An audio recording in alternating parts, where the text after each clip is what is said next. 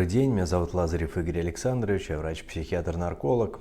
Сегодня пришли два вопроса касательно приблизительно одной темы. Что делать, если сын страдает наркотической зависимостью?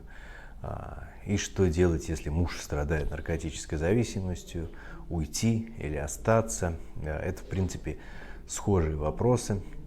Они касаются, во-первых, созависимости, такого психологического феномена, когда страдает родственник или человек, который живет, допустим, с химически зависимым человеком, там, с сыном или с мужем, и у которого развиваются определенные психологические особенности, связанные с тем, что он перестает удовлетворять свои потребности и начинает жить жизнью зависимого человека, у него формируется своего рода зависимость от химически зависимого.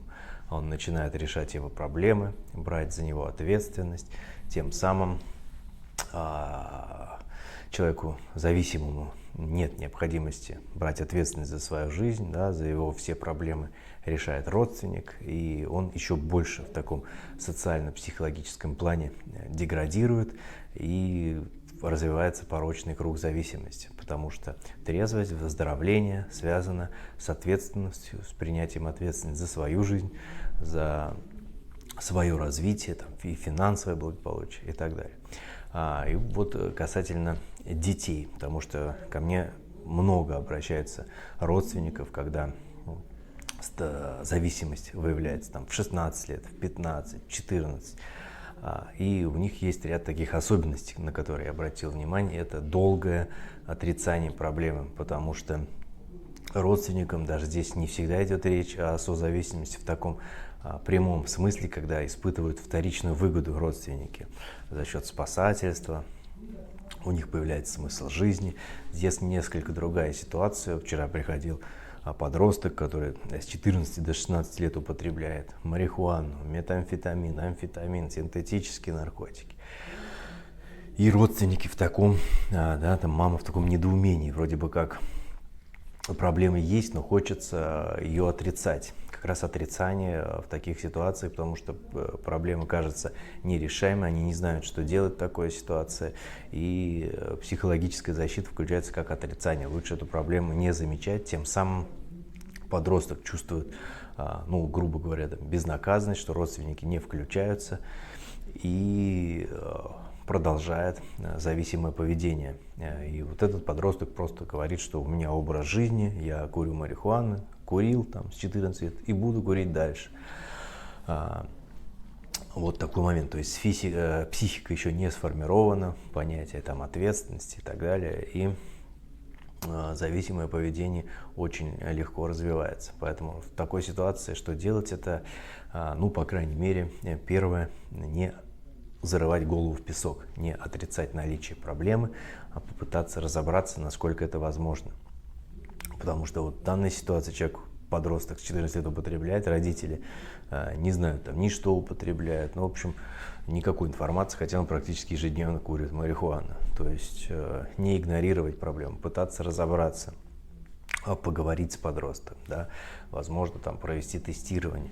Но лучше это делать, конечно, со специалистом, то есть прийти на консультацию к психологу, по крайней мере, или к психиатру-наркологу, если есть уже какие-то, да, вы находили наркотики или в неадекватном состоянии подросток приходил, и с этого уже вам подскажут какие-то варианты. То есть здесь основной вывод: насколько бы это было тяжело, насколько бы это было неприятно, не стоит, во-первых, винить себя в том, что ребенок употребляет, потому что болезни развиваются, не всегда это связано напрямую там, с воспитанием и так далее. Вот. Любой может быть и богатый, там, и бедный, и умный, и глупый, да, у него может развиться зависимость от наркотиков.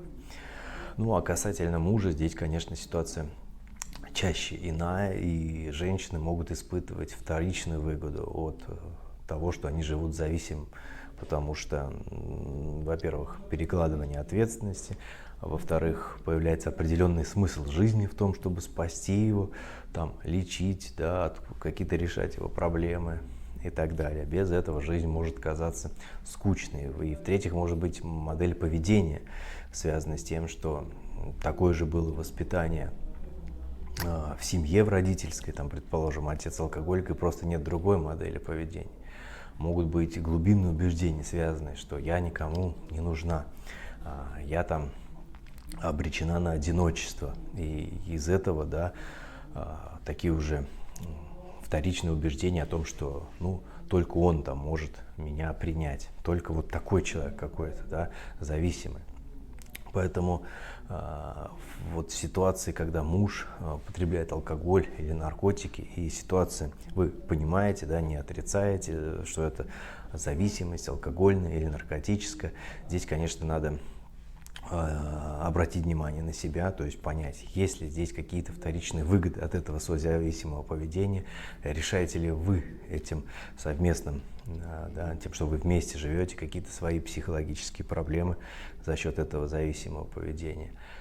И уже с этого всегда можно начать, потому что если, предположим, у меня много было случаев в практике, когда родственники правильно, после того, как они понимали, что они участвуют в этом созависимом клубке, начинали выстраивать жестко границы, обозначать, да, в семейных отношениях свои границы, что меня не устраивает такое поведение. Начинались какие-то сдвиги, потому что пока это не начать делать, пока это также проблема либо отрицать, либо вторичными выгодами пользоваться, но, к сожалению, изменений не происходит. Благодарю за внимание.